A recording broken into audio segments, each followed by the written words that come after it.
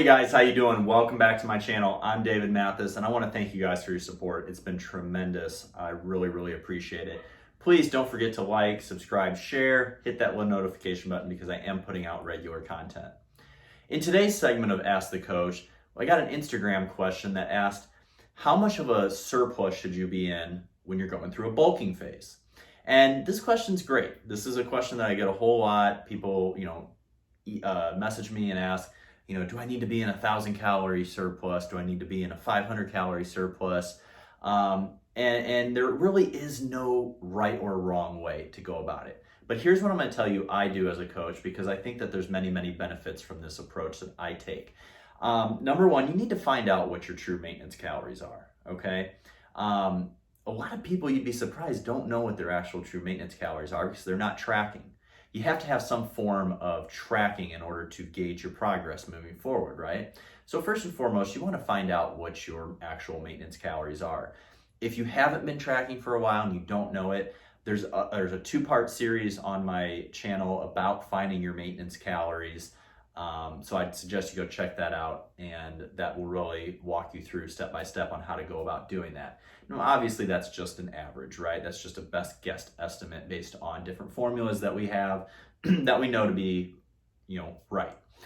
The best way is to just know what your maintenance calories are, kind of the range of calories. They kind of fluctuate between about 100 calories or so, about where your weight stays on any given day, okay?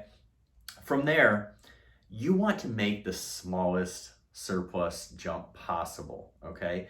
Now, you don't want to do a 10-calorie surplus jump, but you also don't want to do a 1,000-calorie surplus jump. You want to start somewhere about that 100 calories above maintenance, okay? This is going to technically put you in a surplus, right? And you got to remember that your body just needs a few extra building blocks, okay? The proteins, the carbs, and fats to put forth to build new muscle tissue. All right, protein is the building block, but carbs and fat are the energy source. That's what gets you going. That's what helps you push harder in the gym, right? So you break down in the gym and you rebuild with the food you take in. So technically, to be in a surplus, you really only need to be a little bit above maintenance. Now, I think 100 calories is a really good place to start, okay? Because what you want to do is you want to make sure that you're not in such a big surplus right away, and then your body's just storing on a bunch of fat. Okay, we want to kind of gauge the progress with the calories and let your training dictate the increases, okay?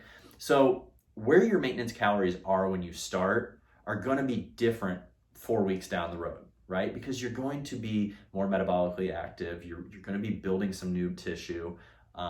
So with that comes an increase in your maintenance calories. So that 100-calorie surplus that you were in before, that might now be your new maintenance calories, okay? Then what you need to do, make another 50 to 100 calorie jump up from there. Where I see people get into a big mistake is that every week they're adding in 100, 200 calories every week, and it's just too many calories their body's not utilizing for growth. They're utilizing it for storage. So I do believe that you need to put on a little bit of body fat in the off season in order to go through a very successful gaining phase and add some new quality muscle tissue to your frame. However, there's a difference between gaining a little bit of fat and then getting sloppy. All you're going to do is if you go into a huge surplus right away, 500 calories to 1,000 calories right off the bat, you're going to pack on a lot of fat.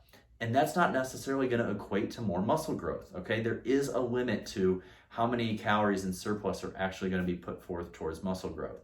So that's why I say start in these slower 100-calorie surpluses.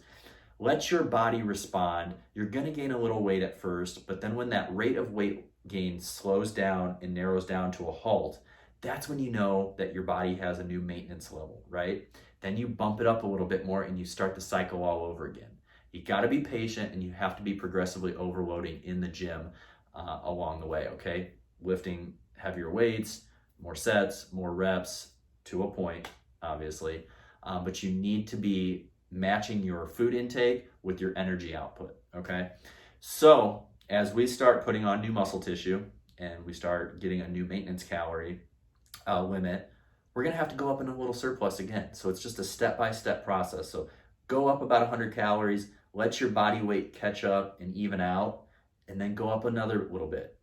let it even out, go up another little bit. That's a smart approach to taking a long off-season bulking phase, okay? Be very careful though. It's going to get to a point where you're going to probably be a little bit uncomfortable with eating, okay? That's okay. That's part of the process. One thing that you could do, and you should be doing along the way, is taking progress photos as well, because sometimes the scale isn't going to give us all the information we need. So taking progress pics and looking at your body composition along the way is really, really going to be a big factor in how well your off-season bulk goes, okay? And just because you hear the word bulk doesn't mean it has to be sloppy. So start with this slow surplus, maybe 100 calories. Let your body grow into that. Let that now become your new maintenance calories. Then make another little jump up off. Do not start right away going into a 500 to 1,000 calorie surplus. You are going to pack on more fat quicker than you want, and it's just going to be harder to take off at the end. Thank you guys for tuning in. I really appreciate it. I hope you're getting something from this Ask the Coach segment. If you guys have certain questions you want me to answer, please reach out to me on Instagram at mathasfitness. You can leave them in the comment section below, and I will try to make as many videos to answer your guys' questions as possible, okay? Thank you guys so much. Have a great day. I'll be back soon.